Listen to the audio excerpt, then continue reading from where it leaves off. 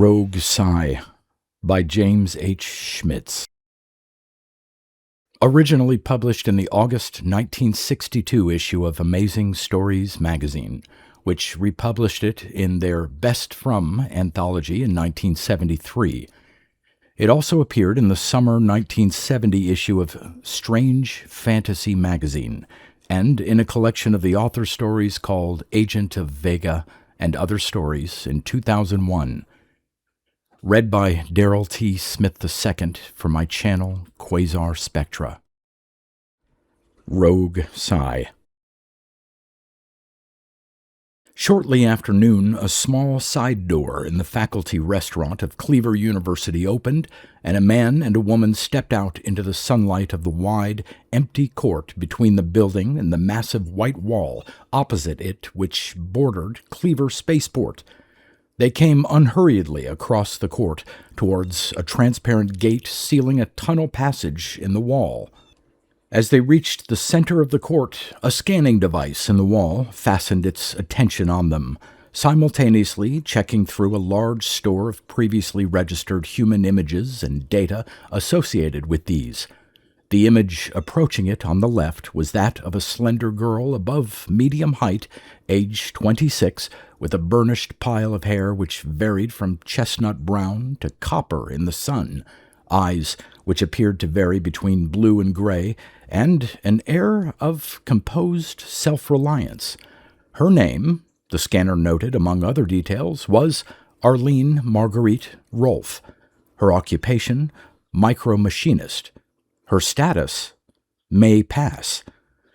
Miss Rolfe's companion was in his mid-30s, big, raw-boned, and red-haired, with a formidably bulging forehead, eyes set deep under rusty beetle brows, and a slight but apparently habitual scowl.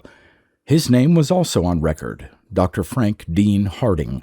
Occupation, marine geologist. Status?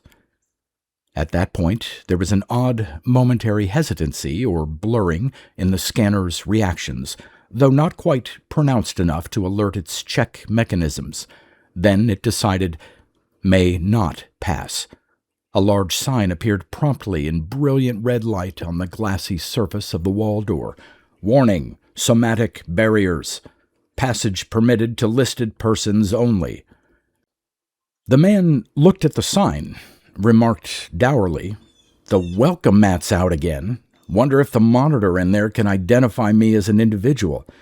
"It probably can," Arlene said. "You've been here twice before." "3 times, Frank Harding corrected her. "The first occasion was just after I learned you'd taken the veil. Almost 2 years now, isn't it?" he asked. "Very nearly. Anyway, you're registered in the university files, and that's the first place that would be checked for an unlisted person who showed up in this court." Harding glanced over at her. "They're as careful as all that about Lowry's project?" "You bet they are," Arlene said. "If you weren't in my company, a guard would have showed up by now to inform you you're approaching a restricted area and ask you, very politely, what your business here was." Harding grunted. "Big deal. Is someone assigned to follow you around when you get off the project?" She shrugged. "I doubt it. Why should they bother? I never leave the university grounds, and any secrets should be safe with me here. I'm not exactly the gabby type, and the people who know me seem to be careful not to ask me questions about Ben Lowry or myself anyway." She looked reflective. "You know, I do believe it's been almost 6 months since anyone has so much as mentioned Diak's energy in my presence. Isn't the job beginning to look a little old after all this time?" Harding asked. "Well," Arlene said, "working with Dr. Ben never gets to be boring, but it is a rather restrictive situation, of course. It'll come to an end by and by." Harding glanced at his watch, said, "Drop me a line when that happens, Arlene. By that time, I might be able to afford an expert micro-machinist myself." "In a dome at the bottom of some ocean basin?" Arlene laughed. "Sounds cozy, but that wouldn't be much of an improvement on Cleaver Spaceport, would it? Will you start back to the coast today?" if I can still make the afternoon flight." He took her arm. "Come on, I'll see you through the somatic barrier first." "Why? Do you think it might make a mistake about me and clamp down?" "It's been known to happen," Harding said gloomily, "and from what I hear, it's one of the less pleasant ways to get killed." Arlene said comfortably, "There hasn't been an accident of that kind in at least 3 or 4 years. The bugs have been very thoroughly worked out of the things. I go in and out here several times a week." She took a small key from her purse, fitted it into a lock at the side of the transparent door, twisted it, and withdrew it. The door slid sideways for a distance of 3 feet and stopped. Arlene Rolfe stepped through the opening and turned to face Harding. "There you are," she said. "Barely a tingle. If it didn't want to pass me, I'd be lying on the ground, knotted up with cramps right now. Bye, Frank. See you again in 2 or 3 months, maybe?" Harding nodded. "Sooner, if I can arrange it. Goodbye, Arlene." He stood watching the trim figure walk up the passage beyond the door. As she came to its end, the door slid silently shut again. Arlene looked back and waved at him, then disappeared around the corner. Dr. Frank Harding thrust his hands into his pockets and started back across the court, scowling absently at nothing. The living room of the quarters assigned to Dr. Benjamin B. Lowry on Cleaver Spaceport's Security Island was large and almost luxuriously furnished. In pronounced contrast to the adjoining office and workrooms, it was also, as a rule, in a state of comfortable disorder. An affinity appeared to exist between the complex and the man who had occupied it for the past 2 years. Dr. Lowry, leading authority in the rather new field of Dyax energy, was a large man of careless and comfortable, if not downright slovenly personal habits, while a fiendish precisionist at work. He was slumped now in an armchair on the end of his spine, fingering his lower lip and staring moodily at the viewphone field, which formed a pale yellow rectangle across the living room's entire south wall, projecting a few inches out into the room. Now and then his gaze shifted to a narrow 3-foot-long case of polished hardwood on the table beside him. When the phone field turned clear white, Dr. Lowry shoved a pair of rimless glasses back over his nose and sat up expectantly. Then he frowned. "Now look here, Weldon," he began. Colors had played for an instant over the luminous rectangle of the phone field, resolving themselves into a view of another room. A short, sturdily built man sat at a desk there, wearing a neat business suit. He smiled pleasantly out of the field at Dr. Lowry, said in a casual voice, "Relax, Ben. As far as I'm concerned, this is a command performance. Mr. Green just instructed me to let you know I'd be sitting in when he took your call." "Mr. Green did what?" The man in the business suit said quickly, "He's coming in now, Ben." His hand moved on the desk, and he and the room about him faded to a pale, colorless outline in the field. Superimposed on it appeared a third room, from which a man who wore dark glasses looked out at Dr. Lowry. He nodded, said in a briskly amiable manner, "Dr. Lowry, I received your message just a minute ago. As Colonel Weldon undoubtedly has informed you, I asked him to be present during this discussion. There are certain things to be told you, and the arrangement will save time all around.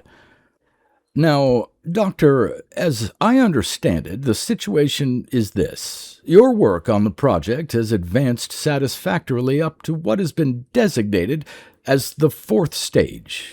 That is correct, isn't it?" Dr. Lowry said stiffly, "That is correct, sir. Without the use of a trained telepath, it is unlikely that further significant advances can be made. Colonel Weldon, however, has seen fit now to introduce certain new and astonishing conditions. I find these completely unacceptable as they stand, and you're entirely justified, Dr. Lowry, in protesting against an apparently arbitrary act of interference with the work you've carried out so devotedly at the request of your government." One of Mr. Green's better-known characteristics was his ability to interrupt without leaving the impression of having done it. "Now, would it satisfy you to know that Colonel Weldon has been acting throughout as my personal deputy in connection with the project, and that I was aware of the conditions you mentioned before they were made?" Dr. Lowry hesitated, said, "I'm afraid not. As a matter of fact, I do know Weldon well enough to take it for granted he wasn't simply being arbitrary. You feel," said Mr. Green, "that there are certain extraneous considerations involved of which you should have been told?" Lowry looked at him for a moment. "If the President of the United States," he said dryly, "already has made a final decision in the matter, I shall have to accept it." The image in the phone field said, "I haven't." "Then," Lowry said, "I feel it would be desirable to let me judge personally whether any such considerations are quite as extraneous as they might appear to be to anybody who didn't himself plan the Dyax thought projector, supervise its construction in every detail, and carry out an extensive series of preliminary experiments with it." Mr. Green concluded for him. "Well, yes, you may be right about that, Doctor. You are necessarily more aware of the instrument's final potentialities than anyone else could be at present."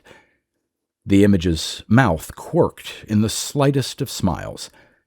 "In any event, we want to retain your ungrudging cooperation, so Colonel Weldon is authorized herewith to tell you in as much detail as you feel is necessary what the situation is, and he will do it before any other steps are taken.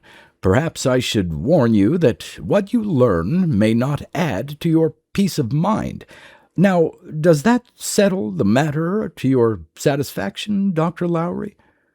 Lowry nodded. "Yes, sir, it does, except for one detail." "Yes, I see. Weldon, will you kindly cut yourself out of this circuit? I'll call you back in a moment." Colonel Weldon's room vanished from the phone field. Mr. Green went over to a wall safe, opened it with his back to Dr. Lowry, closed it again, and turned, holding up a small, brightly polished metal disc. "I should appreciate it, incidentally," he remarked, "if you would find it convenient to supply me with several more of these devices." "I'll be very glad to do it, sir," Dr. Lowry told him, "after I've been released from my present assignment. Yes, you take no more chances than we do." Mr. Green raised his right hand, held the disc facing the phone field. After a moment, the light in Dr. Lowry's living room darkened, turned to a rich, deep purple, gradually lightened again. Mr. Green took his hand down.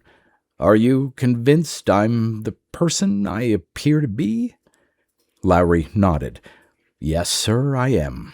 To the best of my knowledge, there is no way of duplicating that particular Dyax effect, as yet."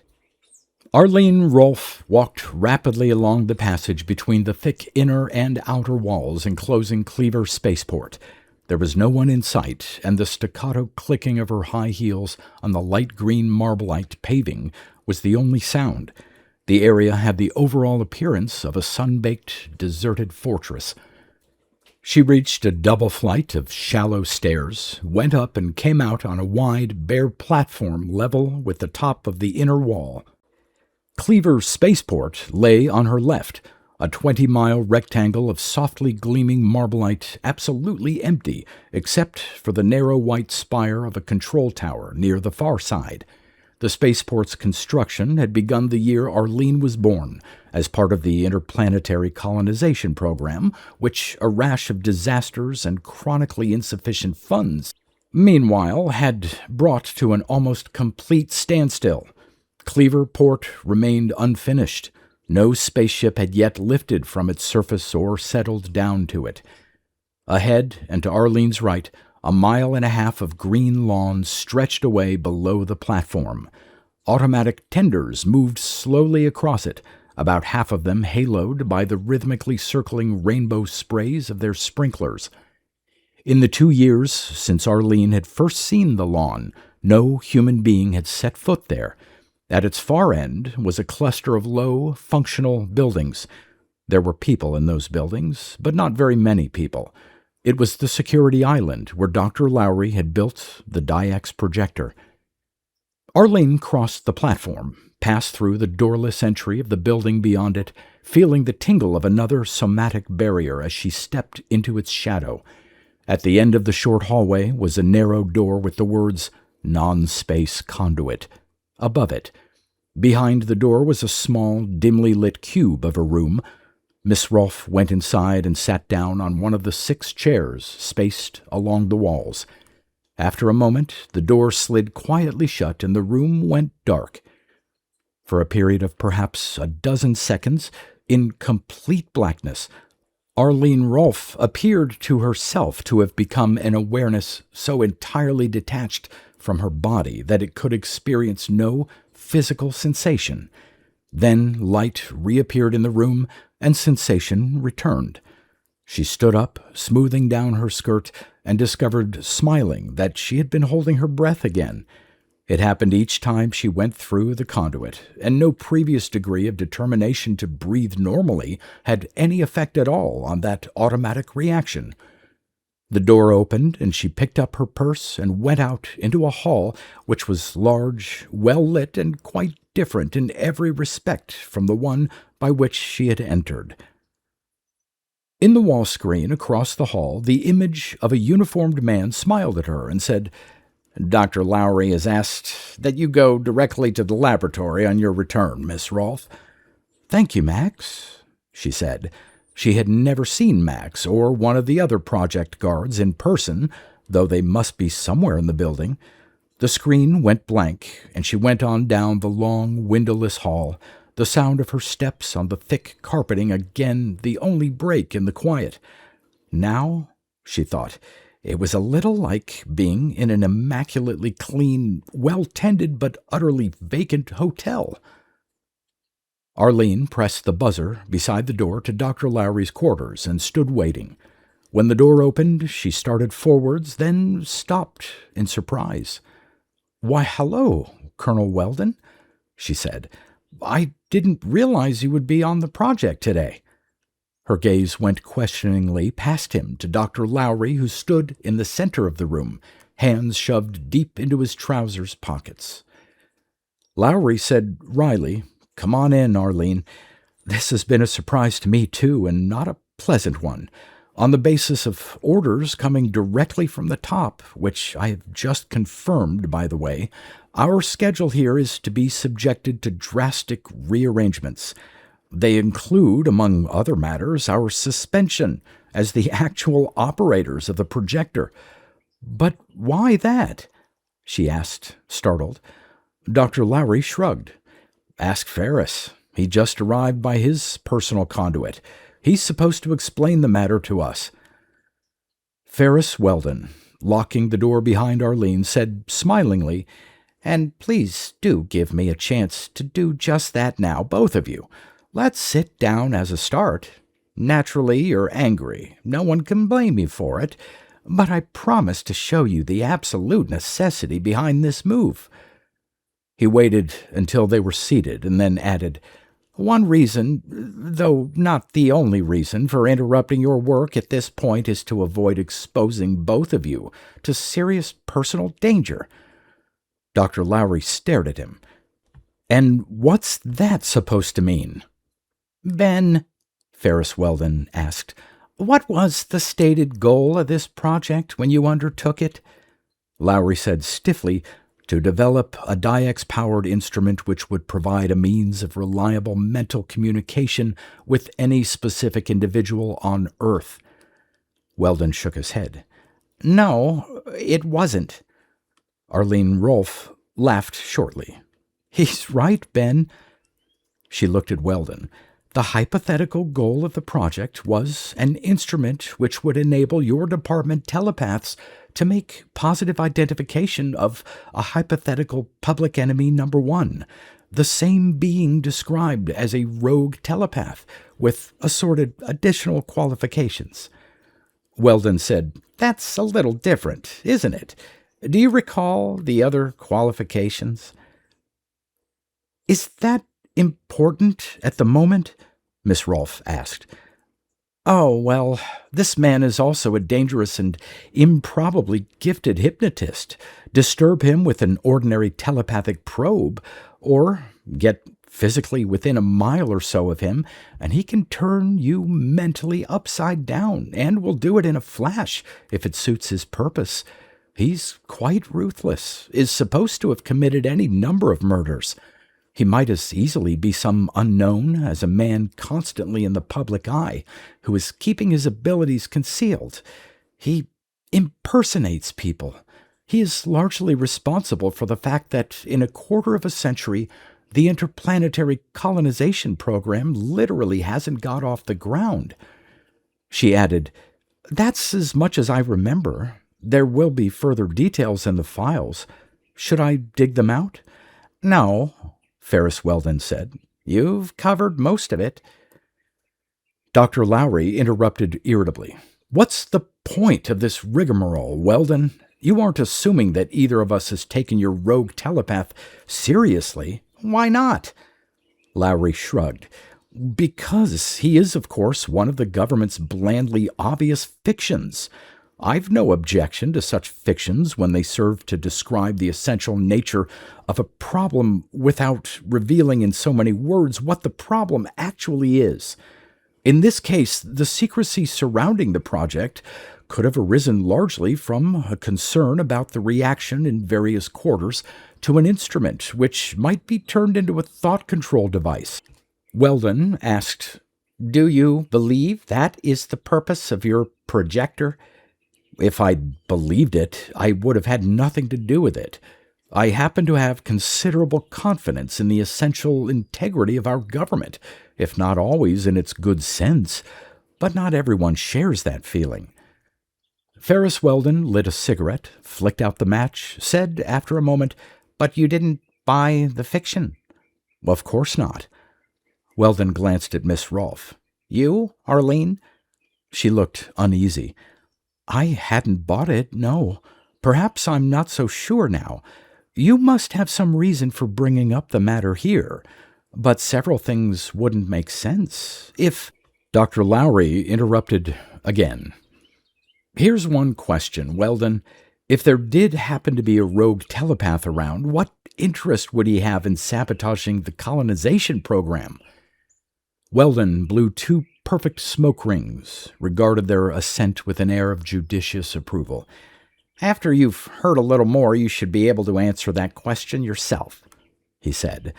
"It was precisely the problems connected with the program that put us on the rogue's trail. We didn't realize it at the time, 14 years ago. Have you had occasion to work with Deadcom, Ben?" Lowry made a snorting sound. "I've had a number of occasions, and made a point of passing them up. If the government is now basing its conclusions on the fantastically unrealistic mishmash of suggestions it's likely to get from a deducting computer—" "Well," Ferris Weldon said deprecatingly, "the government doesn't trust Deadcom too far, of course. Still, the fact that it is strictly logical, encyclopedically informed, and not hampered by common sense has produced surprisingly useful results from time to time." "Now, don't get indignant again, Ben. I assure you I'm not being facetious. The fact is that 16 years ago, the charge that interplanetary colonization was being sabotaged was frequently enough raised. It had that appearance from the outside. Whatever could go wrong had gone wrong. There'd been an unbelievable amount of blundering. Nevertheless, all the available evidence indicated that no organized sabotage was involved. There was plenty of voluble opposition to the program, sometimes selfish, sometimes sincere. There were multiple incidents of forgetfulness, bad timing, simple stupidity. After years of false starts, the thing still appeared bogged down in a nightmare of, in the main, honest errors, but expensive ones. The month-by-month cost of continuing reached ridiculous proportions. Then came disasters which wiped out lives by the hundreds. The program's staunchest supporters began to get dubious, to change their minds. I couldn't say at the moment which genius in the Department of Special Activities had the notion to feed the colonization problem to DEDCOM. Anyway, it was done, and DEDCOM, after due checking and rumination, not only stated decisively that it was a matter of sabotage. After all, it further provided us with a remarkably detailed description of the saboteur. Arlene Rolfe interrupted. There had been only one saboteur? Only one who knew what he was doing, yes. The rogue telepath? Dr. Lowry asked. Who else? Then if the department has had his description, why is he still at large? Ferris Weldon asked, with a suggestion of grim amusement. Wait till you hear what it sounded like at the time, Ben. I'll give it to you from memory. Arlene has mentioned some of the points. The saboteur, DEDCOM informed us, was, first, a hypnotizing telepath. He could work on his victims from a distance, force them into the decisions and actions he wanted, leave them unaware that their minds had been tampered with or that anything at all was wrong. Next, he was an impersonator, to an extent beyond any ordinary meaning of the word. DEDCOM concluded he must be able to match another human being's appearance so closely that it would deceive his model's most intimate associates. And with the use of these two talents our saboteur had, in 10 years, virtually wrecked the colonization program. Without any further embellishments, DEDCOM's report of this malevolent Superman at loose in our society would have raised official eyebrows everywhere. In particular, Miss Rolfe asked, in the Department of Special Activities? In particular, there, Weldon agreed. The department's experience made the emergence of any human supertalents worth worrying about seem highly improbable. In any event, DEDCOM crowded its luck. It didn't stop at that point. The problems besetting the colonization program were, it stated, by no means the earliest evidence of a rogue telepath in our midst.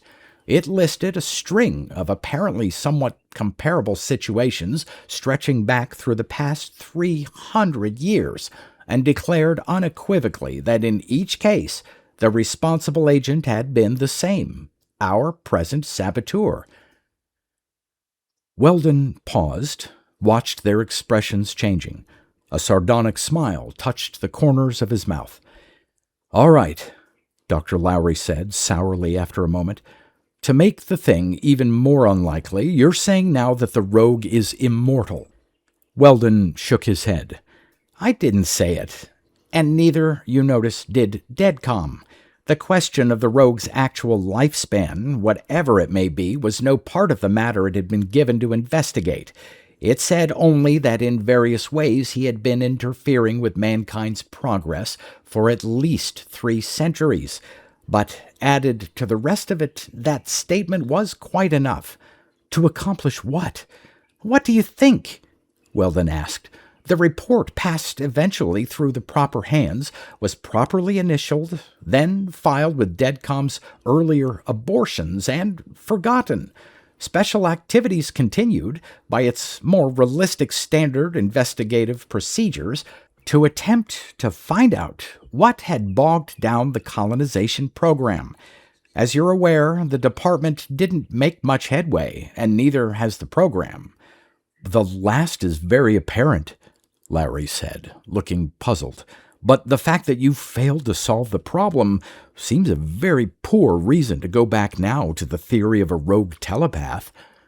Weldon blew out a puff of smoke, said thoughtfully, That wouldn't have been too logical of us, I agree, but our failure wasn't the reason for reviving DEDCOM's theory. Then what was your reason? Irritation edged Lowry's voice again. The unexpected death, 5 years ago, of one of the world's better-known political figures, Weldon said. You would recognize the name immediately if I mentioned it, but you will not recognize the circumstances surrounding his death, which I am about to relate to you, because the report published at the time was a complete falsehood and omitted everything which might have seemed out of the ordinary. The man actually was the victim of murder. His corpse was found floating in the Atlantic. That it should have been noticed at all was an unlikely coincidence, but the body was fished out and identified.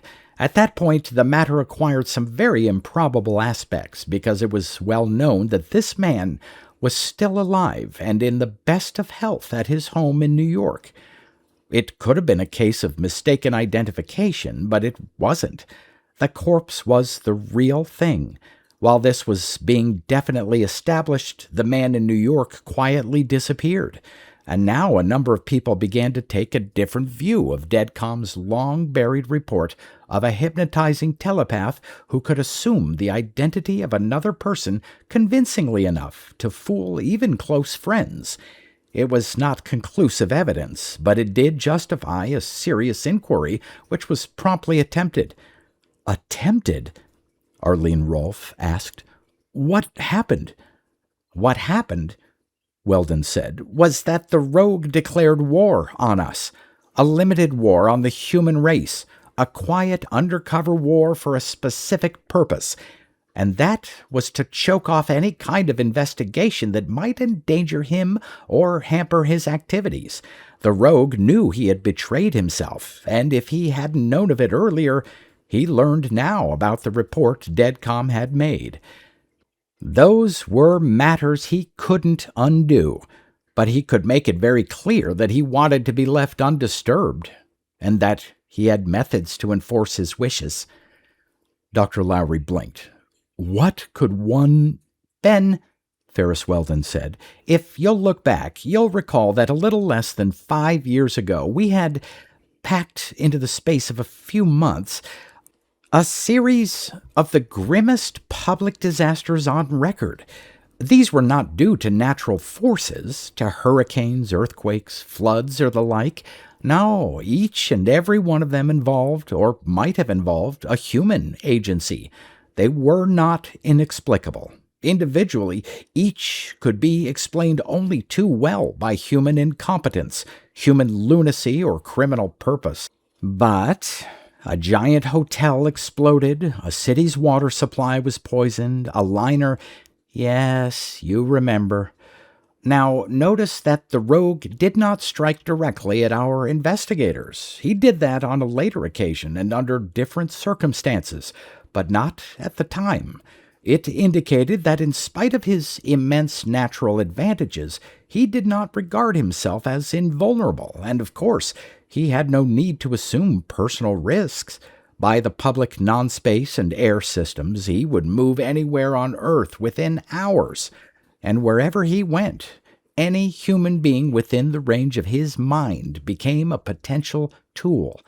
He could order death at will and be at a safe distance when the order was executed. Within 10 weeks, he had special activities on the ropes. The attempts to identify him were called off, and the abnormal series of disasters promptly ended. The rogue had made his point. Arlene said soberly, "You say he attacked some of your investigators later on. What was that about?" "That was a year later," Weldon said. "A kind of stalemate had developed. As you're aware, the few operating telepaths in the government's employment are a daintily handled property. They're never regarded as expendable. It was clear they weren't in the rogues class, so no immediate attempt was made to use them against him. But meanwhile, we'd assembled, almost entirely by inference, a much more detailed picture of this opponent of mankind than DEDCOM had been able to provide. He was a freak in every way. His ability to read other minds and to affect them, an apparent blend of telepathy and irresistible hypnosis, obviously was a much more powerful and definite tool than the unreliable gropings of any ordinary telepath. But there was the curious point that he appeared to be limited, very sharply limited, simply by distance, which to most of our trained telepaths is a meaningless factor, at least this side of interplanetary space. If one stayed beyond his range, the rogue was personally harmless, and if he could be identified from beyond his range, he also could be, and by that time almost immediately would have been, destroyed by mechanical means without regard for any last-moment havoc he might cause. So the first security island was established, guarded against the rogue's approach by atmospheric blocks and sophisticated somatic barriers. 2 government telepaths were brought to it and induced to locate him mentally. It turned out to be another mistake. If our unfortunate prodigies gained any information about the rogue, they didn't live long enough to tell us what it was. Both committed suicide within seconds of each other. The rogue had compelled them to do it, Arlene asked. Of course. And this was followed, Dr. Lowry asked, by another public disaster? No, Weldon said. The rogue may have considered that unnecessary. After all, he'd made his point again. Sending the best of our tame telepaths after him was like setting spaniels on a tiger. Ordinarily, he could reach a telepath's mind only within his own range, like that of any other person.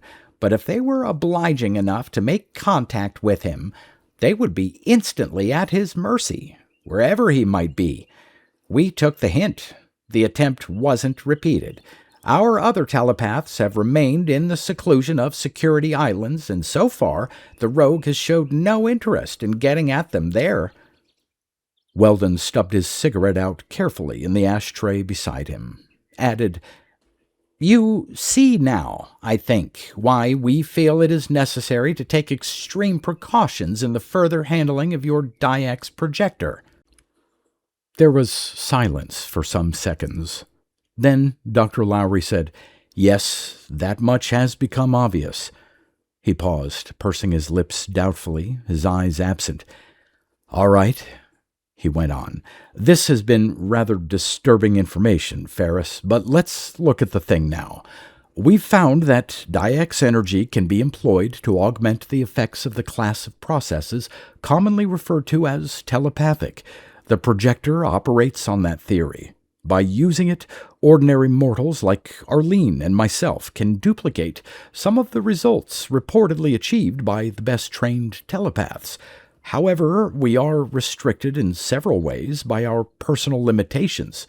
We need the location devices to direct the supporting energy to the points of the globe where the experiments are to be carried out, and so far we have not been able to read the mind, to use that very general term, of anyone with whom we are not at least casually acquainted. Weldon nodded. I'm aware of that. Very well, Lowry said. The other advantage of the projector over unaided natural telepathy is its dependability. It works as well today as it did yesterday or last week. Until a natural telepath actually has been tested on these instruments, we can't be certain that the Dyax field will be equally useful to him. But let's assume that it is, and that he employs the projector to locate the rogue. It should be very easy for him to do that. But won't that simply, in your phrasing, put him at the rogue's mercy again? Weldon hesitated, said, We think not, Ben.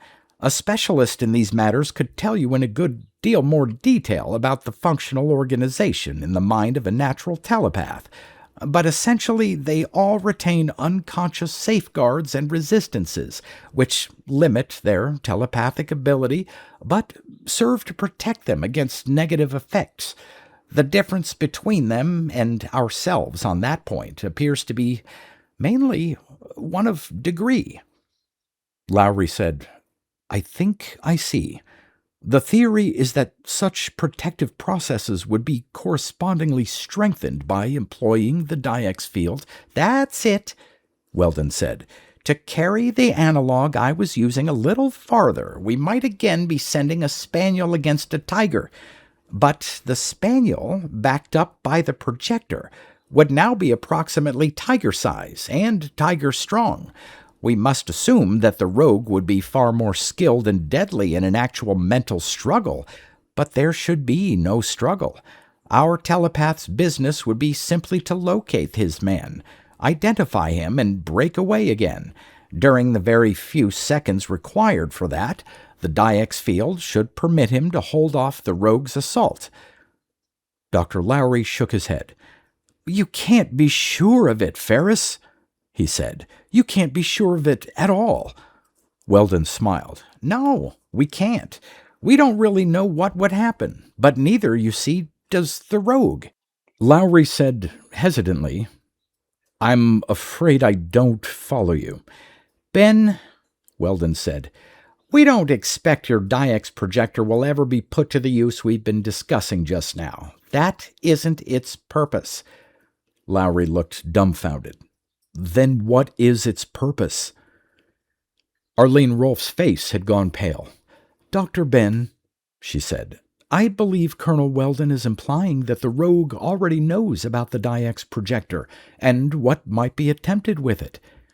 Weldon nodded. "Of course, he knows about it. How many secrets do you think can be kept from a creature who can tap the minds of anybody he encounters? You can take it for granted that he's maintained information sources in every department of the government since the day we became aware of his existence. He knows we're out to get him, and he isn't stupid enough to allow things here to develop to the point where one of our telepaths is actually placed in front of that projector. He can't be sure of what the outcome would be. After all, it might very easily be fatal to him." Lowry began. "Then I don't—" He checked himself, gave Arlene Rolfe a bewildered look. "Are you still with this madman, Arlene?" Her smile was twisted. "I'm afraid so. If I am, I don't like the situation at all. Colonel Weldon, have you people planned to use the Diex projector as a trap for the rogue?" "As bait for a trap," Weldon said. "Ben, put yourself in the rogue's place. He regards this entire planet as his property. But now the livestock is aware of him and is restless. On the technological side, it is also becoming more clever by the decade, dangerously clever. He can still keep us in our place here, and so far, he's succeeded in blocking a major exodus into the solar system where his power would vanish. But can he continue indefinitely? And can he find any enjoyment in being the Lord of all Earth when he has to be constantly on guard now against our efforts to get rid of him? He's blocked our first thrusts and showed us that he can make it a very costly business to harass him too seriously. But the situation is as unsatisfactory to him as to us. He needs much more effective methods of control than were required in the past to bring us back to heel." Lowry said, "And the Diex projector—" Weldon nodded. "Of course, the Diex projector is the perfect solution to the rogue's problems. The security islands, which so far have been our principal form of defense, would become meaningless. He could reach any human mind on Earth directly and immediately. Future plots to overthrow him would stand no chance of success. The rogue has shown no scientific ability of his own, and the handful of other men who might be capable at present of constructing a similar instrument have been placed beyond his reach. So he has permitted the development of the projector to continue here, though he could, of course, have put an abrupt stop to it in a number of ways. But you may be sure that he intends to bring the Diex projector into his possession before it actually can be used against him." Arlene said, "And he's assumed to know that the projector is now operational, aside from any faults that might still show up in the tests?" "Yes," Weldon said. She went on. "Does the fact that I was allowed to leave the project several times a week, actually whenever I felt like it, have something to do with that?" Weldon said, "We believe that the rogue has taken advantage rather regularly of that arrangement. After all, there was no more dependable way of informing himself of the exact state of affairs on the project than by picking my mind." Weldon hesitated, said, There's no denying that we have placed you both in danger, Arlene. Under the circumstances, we can offer no apology for that. It was a matter of simple necessity. I wasn't expecting an apology, Colonel Weldon. Her face was white. But I'm wondering what the rogue is supposed to attempt now. To get possession of the projector? Weldon hesitated again. We don't know that exactly. We believe we have considered every possible approach, and whichever he selects, we're prepared to trap him in the process of carrying it out. Dr. Lowry said, But he must suspect that you intend to trap him. Weldon nodded. He does, naturally, but he's under a parallel disadvantage there. He can't be certain what the traps are. You don't realize yet how elaborate our precautionary measures have been. Weldon indicated the small door in the wall beyond Dr. Lowry. The reason I use only that private conduit to come here is that I haven't stepped off a security island for almost 3 years. The same has been true of anyone else who had information we had to keep from the rogue, including, incidentally, Mr. Green, whose occasional public appearances during this critical period have been elaborately staged fakes. We communicate only by viewphone. In fact, none of us even knows just where the others are. There is almost no chance that he can do more than guess at the exact nature of our plans. And with all that, Lowry said slowly, you expect he will still go ahead and make a bid for the projector? He will because he must, Weldon said. His only alternative would be to destroy this security island with everything on it at the last moment, and that is very unlikely. The rogue's actions show that in spite of his current troubles with us, he has a vast contempt for ordinary human beings. Without that feeling, he would never have permitted the Dyax projector to be completed. So he will come for it, very warily, taking every precaution, but confident of outmaneuvering us at the end. Arlene asked, And isn't it possible that he will do just that? There was a barely perceptible pause before Weldon replied. Yes, he said, then it's possible. It's a small chance, perhaps only a theoretical one, but we're not omniscient, and we may not know quite as much about him as we think. It remains possible. Then why take even that risk? Arlene asked. Wouldn't it be better to destroy the projector now, to leave things as they are, rather than offer him a weapon which would reduce us all to helpless chattels again? Weldon shook his head. Arlene, we can't leave things as they are. Neither can the rogue. You know that, really, even though you refuse to admit it to yourself at the moment. What do you mean? This year, Weldon said patiently, we have the Dyax projector. What will we have 5 years from now, when Dyax energy has been more fully explored? When the other fields of knowledge that have been opened in recent years begin to expand? We could, perhaps, slow down those processes. We can't stop them, and at any point other unpredictable weapons may emerge. Weapons we might use against the rogue, or that he might use against us. No, for both sides the time to act is now, unless we're willing to leave the future to chance. We aren't, and the rogue isn't. We've challenged him to determine whether he or mankind will control this planet, and he's accepted the challenge. It amounts to that, and it's very likely that the outcome will have become apparent not many hours from now. Arlene shook her head but said nothing. Dr. Lowry asked, Ferris, exactly what is our role in this situation supposed to be? For the next few hours, Weldon said, you'll be instructing me in the practical details of operating the projector. I've studied your reports very carefully, of course, and I could handle it after a fashion without such help. But that isn't good enough, because, as the rogue knows very well, we aren't bluffing in the least in this. We're forcing him to take action. If he doesn't— Weldon nodded at the polished hardwood box on the table before Dr. Lowry.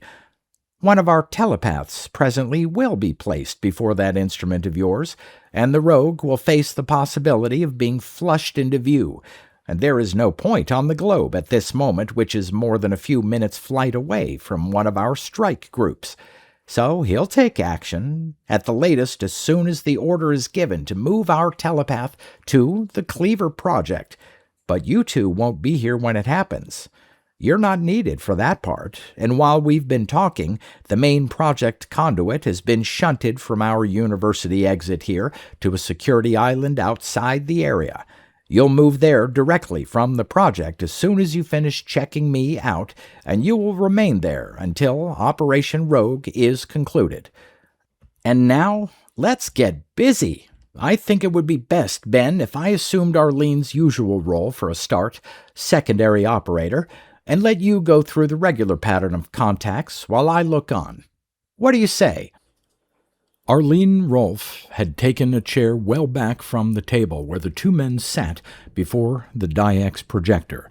She realized it had been an attempt to dissociate herself, emotionally as well as physically, from what was being done there, and that the attempt hadn't been at all successful. Her usual composure, based on the awareness of being able to adjust herself efficiently to the necessities of any emergency, was simply gone. The story of the rogue had been sprung on them too abruptly at this last moment. Her mind accepted the concept, but hadn't really assimilated it yet. Listening to what Weldon had said, wanting to remain judiciously skeptical, but finding herself increasingly unable to disbelieve him, that had been like a slow, continuous shock. She wasn't yet over it. Her thoughts wouldn't follow the lines she set them on, but veered off almost incoherently every minute or two. For the first time in her adult life, she was badly frightened, made stupid with fear, and finding it something she seemed unable to control at will. Her gaze shifted back helplessly to the table and to the dull blue concave viewplate, which was the DIX projector's central section. Unfolded from its case, the projector was a beautiful machine of spiderweb angularities lifting from the flat silver slab of its generator to the plate. The blurred shiftings of color and light in the center of the plate were next to meaningless without the DIX goggles Dr. Lowry and Weldon had fitted over their heads, but Arlene was familiar enough with the routine test patterns to follow their progress without listening closely to what was said. She wanted the testing to stop. She felt it was dangerous. Hadn't Weldon said they still couldn't be sure of the actual extent of the rogue's abilities?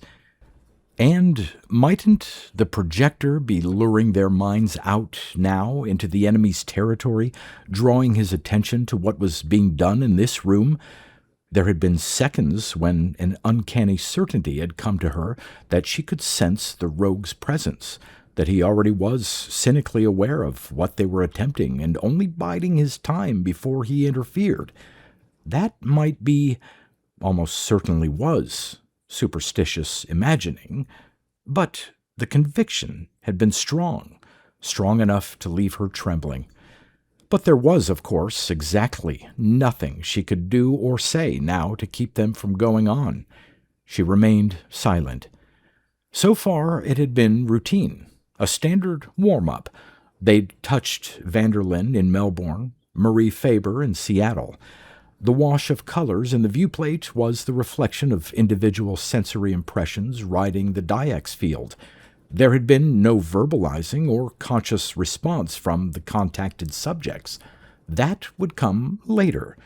Dr. Lowry's face was turned momentarily sideways to her, the conical gray lenses of the goggles protruding from beneath his forehead like staring insect eyes. She realized he must have said something to Weldon just now which she hadn't heard. Weldon's head was nodding in agreement. Dr. Lowry shifted back to the table, said, "Botucatu, Brazil, an untried location. How the pinpointing of these random samplings is brought about is, of course—" His voice dropped to an indistinct murmur as he reached out to the projector again. Arlene roused herself with an effort, partly out of her foggy fears. It was almost like trying to awake from a heavy, uncomfortable sleep. But now there was also some feeling of relief and angry self-contempt, because obviously, while she had been giving in to her emotional reactions, nothing disastrous had in fact occurred. At the table, they'd moved on several steps in the standard testing procedure. She hadn't even been aware of it. She was behaving like a fool. The sensory color patterns were gone from the viewplate, and now, as she looked, the green-patterned white field of the projector's location map appeared there instead. She watched Dr. Lowry's practiced fingers spin the coordinating dials, and layer after layer of the map came surging into view, each a magnified section of the preceding one. There was a faint click. Lowry released the dials, murmured something again, ended more audibly. 20-mile radius. The viewplate had gone blank, but Arlene continued to watch it. The projector was directed now towards a 20-mile circle at ground level somewhere in Brazil. None of their established contacts were in that area. Nevertheless, something quite definite was occurring. Dr. Lowry had not expected to learn much more about this particular process until a disciplined telepathic mind was operating through the instrument, and perhaps not too much more then. But in some manner the Diax energy was now probing the area, and presently it would touch a human mind, sometimes a succession of them, sometimes only one. It was always the lightest of contacts. The subjects remained patently unaware of any unusual experience, and the only thing reflected from them was the familiar, generalized flux of sensory impressions. Arlene Rolfe realized she was standing just inside the open records vault of Dr. Lowry's office, with a bundle of files in her arms. On the floor about her was a tumbled disorder of other files, of scattered papers, tapes. She dropped the bundle on the litter, turned back to the door, and only then, with a churning rush of hot terror, came the thought, "What am I doing here? What happened?" She saw Dr. Lowry appear in the vault door with another pile of papers. He tossed them in carelessly, turned back into the office without glancing in her direction. Arlene found herself walking out after him, her legs carrying her along in dreamlike independence of her will. Lowry was now upending the contents of a drawer to the top of his desk. She tried to scream his name. There was no sound. She saw his face for an instant. He looked thoughtful, absorbed in what he was doing, nothing else. Then she was walking through the living room, carrying something. The next instant, it seemed, she re-entered Lowry's office. Nightmarishly, it continued. Blank lapses of awareness followed moments in which her mind swayed in wild terrors, while her body moved about, machine-like and competent, piling material from workshop and file cabinets helter-skelter into the records vault. It might have been going on for only 3 or 4 minutes, or for an hour. Her memory was enclosed in splinters of time and reality. But there were moments, too, when her thoughts became lucid and memory returned. Colonel Weldon's broad back as he disappeared through the narrow door in the living room wall into the private conduit entry, the strap of the Diax projector case in his right hand, then the door closing behind him. Before that had been an instant when something blazed red in the projector's viewplate on the table, and she'd wondered why neither of the 2 men sitting before it made any comment. Then suddenly, in one of the lucid moments, there was time for the stunned thought to form. So, the rogue caught us all. Weldon's self-confidence and courage Dr. Lowry's dedicated skill, her own reluctance to be committed to this matter. Nothing had made the slightest difference. In his own time, the rogue had come quietly through every defense and seized their minds. Weldon was on his way to him now, carrying the Dyax projector, and she and Dr. Lowry, they'd been ordered by the rogue to dispose of every scrap of information dealing with the projector's construction, of course. They were doing it, and after they had finished, then what? Arlene thought she knew when she saw Dr. Lowry close the vault and unlock and plunge the destruct button beside the door.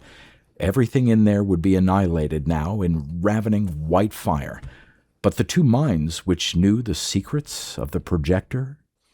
She must have made a violent effort to escape, almost overriding the rogue's compulsions, for she found herself in the living room, not 10 feet from the door that opened into the outer halls where help might still have been found. But it was as far as she could go. She was already turning away from the door, starting back across the room with the quick, graceful automaton stride over which she had no control, and terror surged up in her again.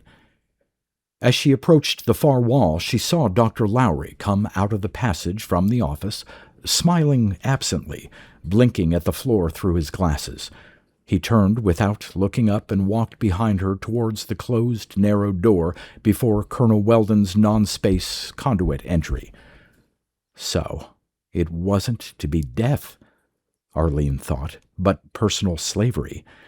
The rogues still had use for them. They were to follow where Weldon had gone. Her hand tugged at the door. It wouldn't open. She wrenched at it violently, savagely, formless panic pounding through her.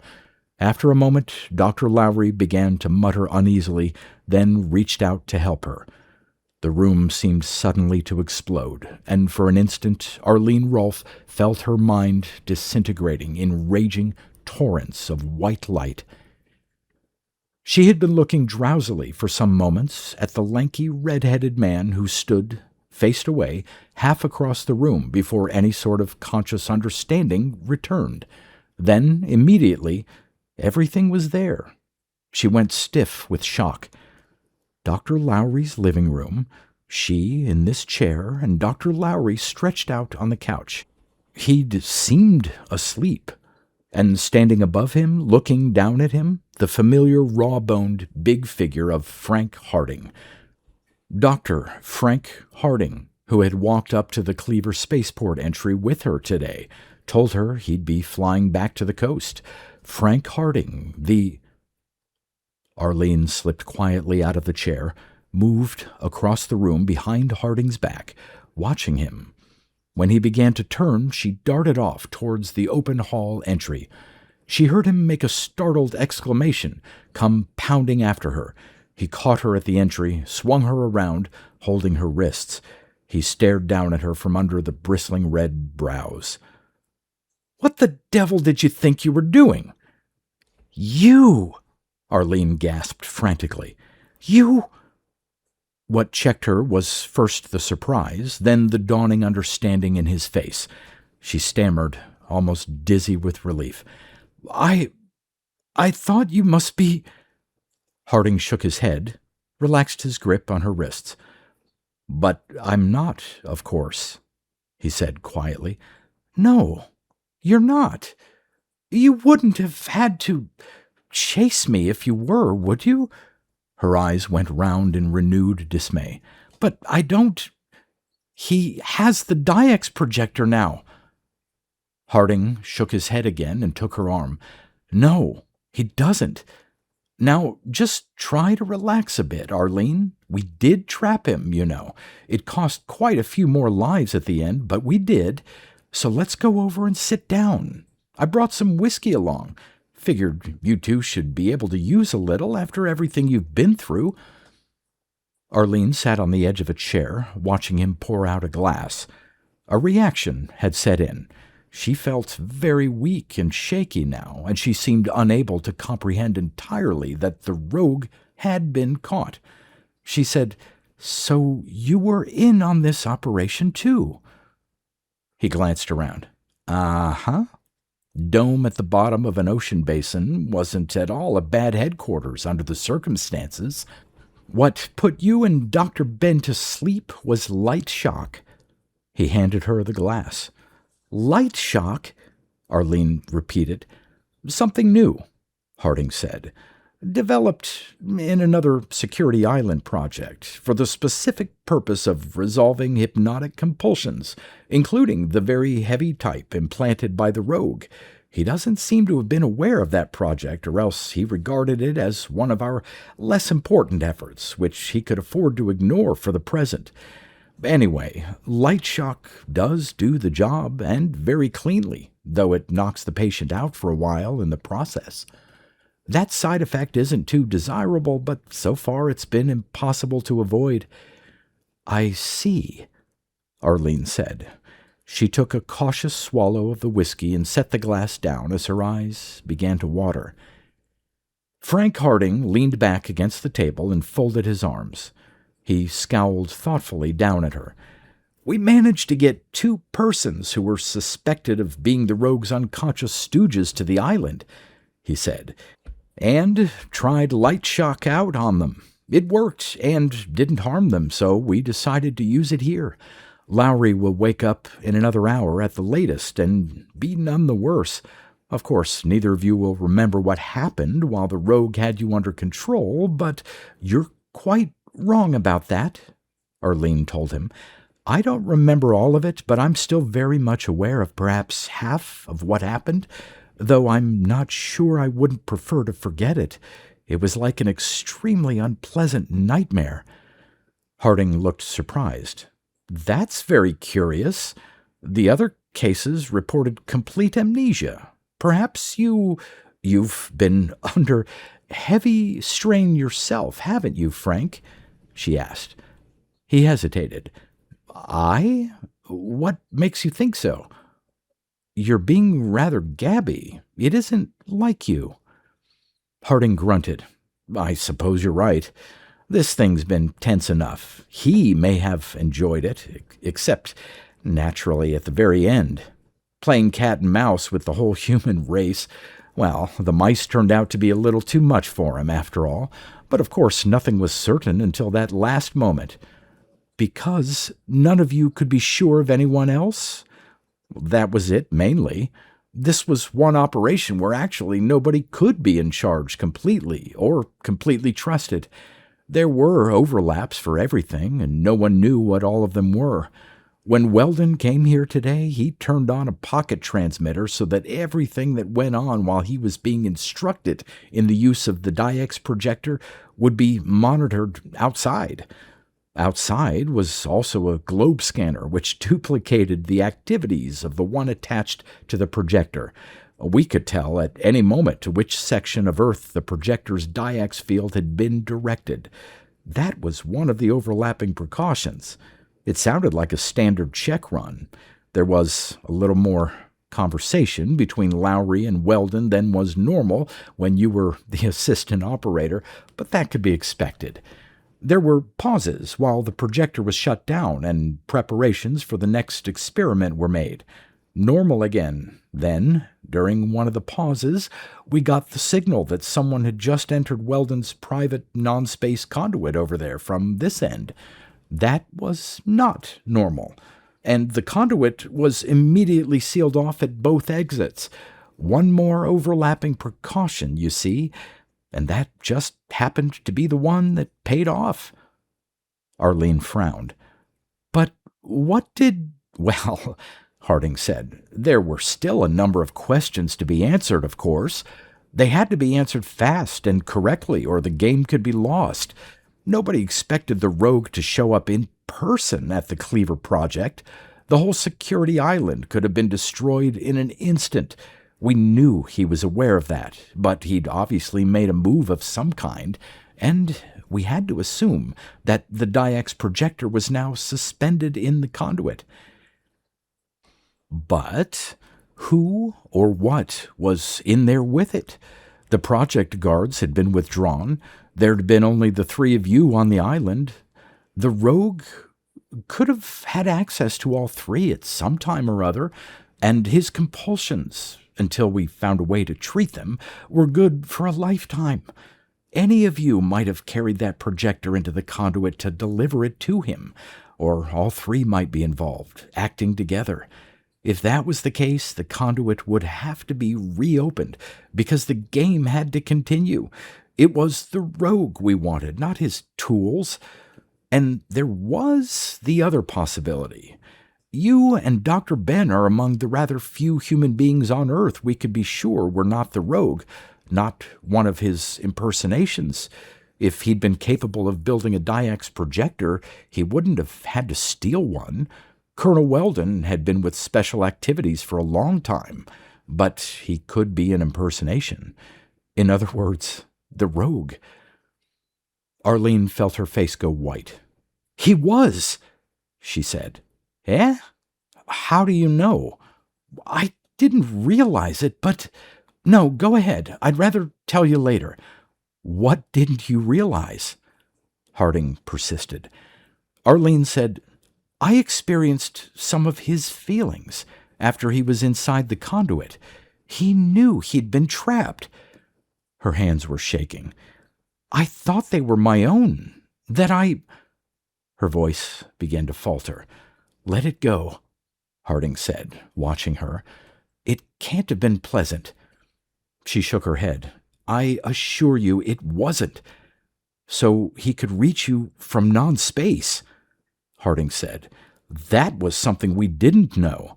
We suspected we still didn't have the whole picture about the rogue, but he didn't know everything either. He thought his escape route from the project and away through the conduit system was clear.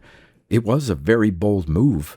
If he'd reached any point on Earth where we weren't waiting to destroy him from a distance, he would have needed only a minute or two with the projector to win all the way. Well, that failed, and a very short time later we knew we had the rogue in the conduit. How did you find that out?" Harding said, "The duplicate global scanner I told you about. After all, the rogue could have been Weldon. Aside from you two, he could have been almost anyone involved in the operation. He might have been masquerading as one of our own telepaths. Every location point the Dyax field turned to during that test run came under instant investigation. We were looking for occurrences which might indicate the rogue had been handling the Dyax projector. The first reports didn't start to come in until after the Weldon imitation had taken the projector into the conduit. But then, in a few minutes, we had plenty. They showed the rogue had tested the projector, knew he could handle it, knew he'd reestablished himself as king of the world, and this time for good. And then he walked off into the conduit with his wonderful stolen weapon." Arlene said, "He was trying to get Dr. Ben and me to open the project exit for him again. We couldn't, of course. I never imagined anyone could experience the terror he felt." "There was some reason for it," Harding said. "Physical action is impossible in non-space, so he couldn't use the projector. He was helpless while he was in the conduit, and he knew we couldn't compromise when we let him out. We switched the conduit exit to a point 800 feet above the surface of Cleaver Interplanetary Spaceport, the project he's kept us from completing for the past 20-odd years, and opened it there. We still weren't completely certain, you know, that the rogue mightn't turn out to be a genuine Superman who would whisk himself away and out of our reach just before he hit the Marbleite paving. But he wasn't."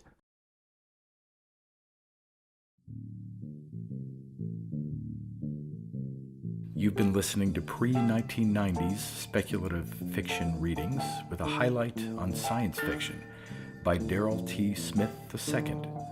Please consider clicking the donation link in the description box.